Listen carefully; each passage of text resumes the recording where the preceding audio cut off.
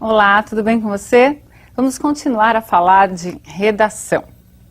Hoje veremos dois elementos muito importantes na sua redação, aquela que você irá fazer no vestibular, mas elementos que também podem ser avaliados teoricamente. Avaliados como?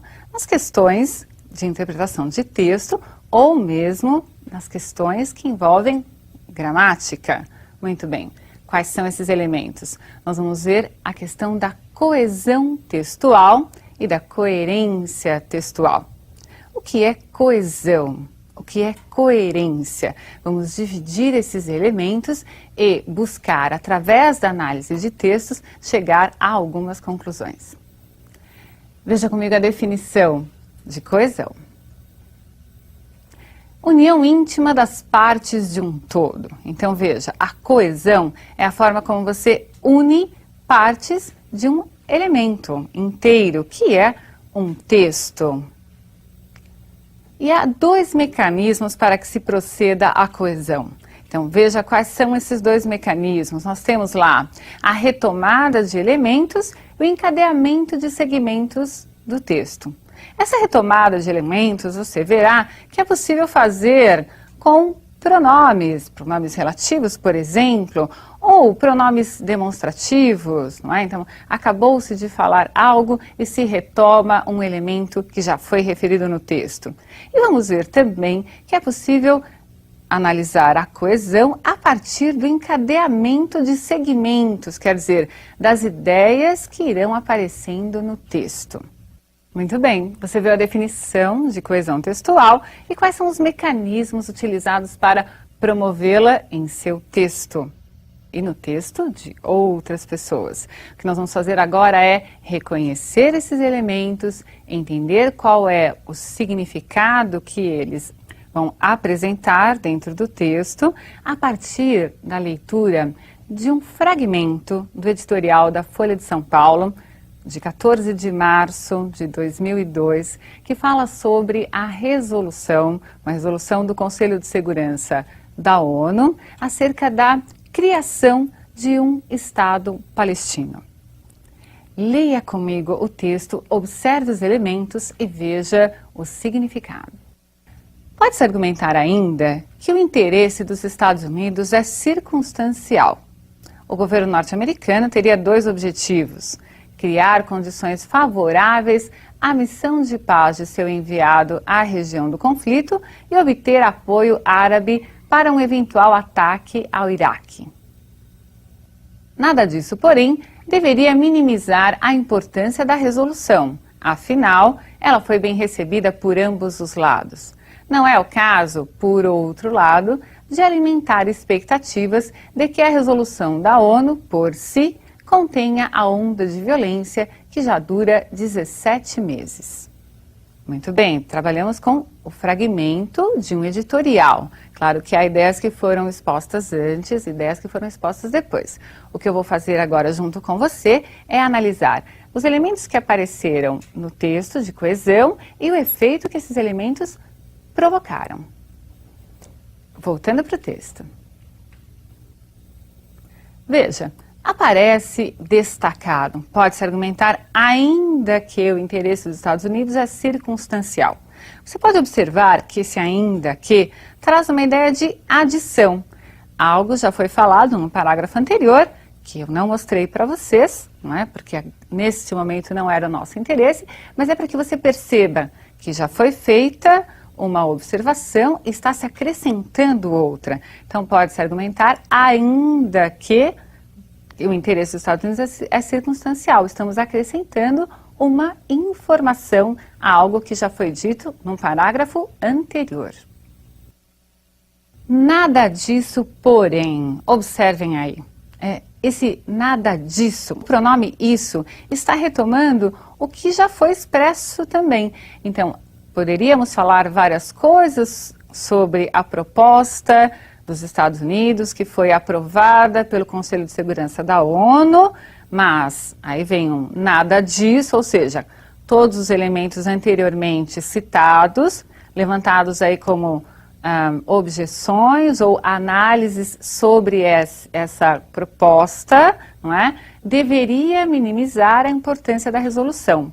Então, fica claro para nós que vários elementos foram antes citados e o isso está retomando esses elementos.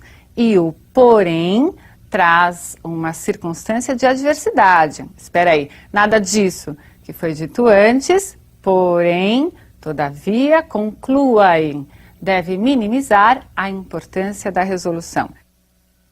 Depois há outro elemento, afinal, ela foi bem recebida por ambos os lados. Esse afinal também surge como uma conclusão. Esperem, não vamos diminuir a importância da resolução. Por quê? Afinal, ela foi recebida por ambos os lados. É uma forma de dizer, valorizemos a resolução porque ela foi recebida por ambos os lados. E logo depois há outro elemento destacado para nós analisarmos. Não é o caso. Por outro lado, então veja, está se dizendo a resolução é importante, mas por outro lado, veja outro aspecto. Então, quem escreveu o texto está preocupado em fazer uma análise ampla e dizer, observe isso e veja também este outro lado da questão. Então, não é o caso, por outro lado, de alimentar expectativas de que a resolução da ONU por si contenha a onda de violência que já dura 17 meses. Se esse, por outro lado, apresenta uma outra expectativa, veja, vimos um lado, vamos ver o outro, a palavra aqui que vem destacada retoma onda de violência que acabou de ser citado. Um termo que acabou de ser usado, onda de violência, a qual já dura 17 meses.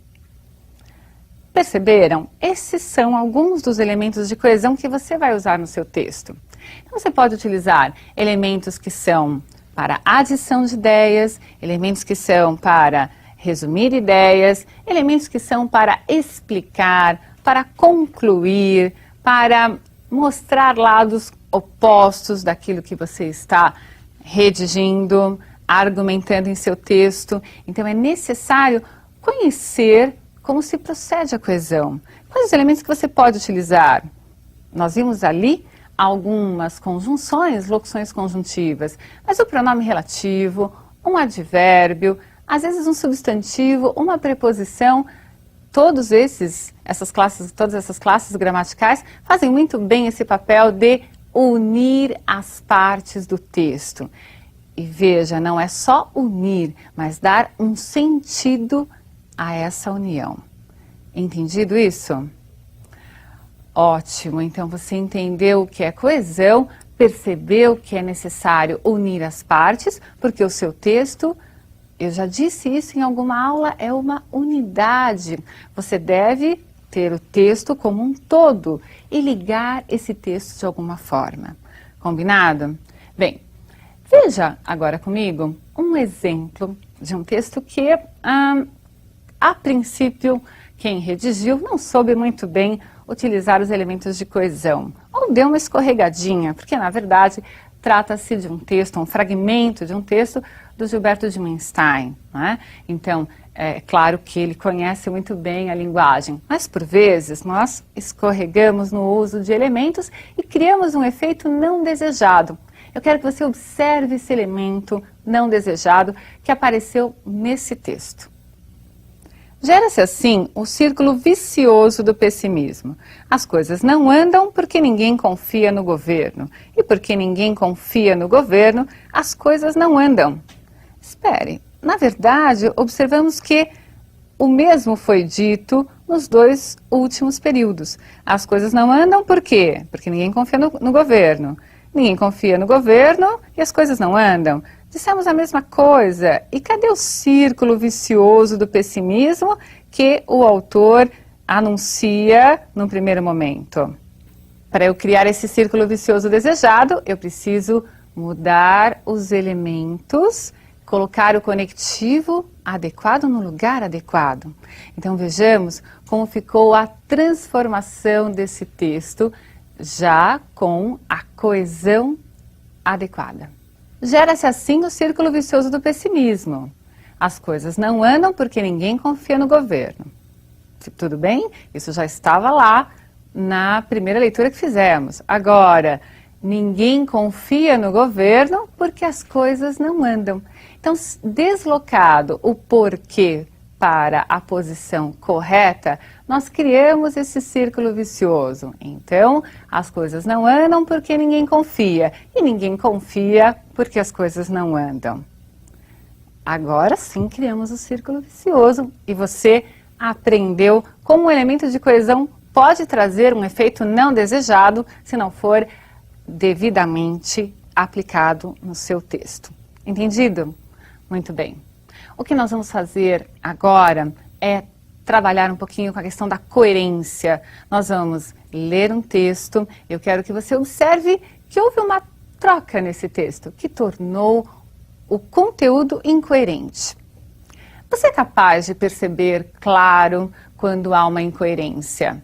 Eu quero que você veja no texto de alguém agora. Eu modifiquei propositadamente. E depois eu quero que você seja crítico, leia os seus textos e observe também se está sendo coerente. Apesar dos benefícios, nem sempre os derivados de soja são a opção mais saudável. Na hora de fazer frituras, vale a pena trocar o óleo de soja pelo azeite de oliva. A manteiga leva vantagem sobre o azeite de oliva. Esse derivado do leite é rico em gordura saturada, que tem um efeito perverso no sistema circulatório. Ela aumenta a taxa do colesterol ruim e reduz o nível do bom, HDL. Assim, facilita a agregação de placas nos vasos sanguíneos, contribuindo para problemas como o infarto. Muito bem. Existe uma incoerência aí, há um problema de ligação das ideias. Nós estamos afirmando algo e de repente uma informação é colocada que contradiz a anterior. Eu quero ver se você conseguiu perceber o elemento. Vou mostrar agora o que foi trocado e vou dizer para vocês também o que deveria estar no lugar. Veja, o que eu modifiquei foi essa parte que está grifada. A manteiga leva vantagem sobre azeite de oliva. Bom, se ela leva vantagem, não é coerente. Depois disso, dizer que esse derivado do leite, qual? A manteiga, é rico em gordura saturada, que tem um efeito perverso no sistema circulatório. Se ela leva vantagem, ela não deveria ter um efeito perverso. Eu modifiquei essa parte propositadamente. O correto seria seria ver lá no texto outra frase, tal qual estava mesmo quando eu fiz essa troca. O azeite de oliva leva vantagem sobre a manteiga. Muito bem, agora dizendo que o azeite de oliva leva vantagem sobre a manteiga, é coerente o que veio depois. Aí se diz que esse derivado do leite é, na verdade, algo que vai ser prejudicial ao organismo. Entenderam, então? Ótimo, você percebeu a incoerência e eu quero que depois você pratique, perceba nos seus textos. Um grande abraço para você e até a próxima aula.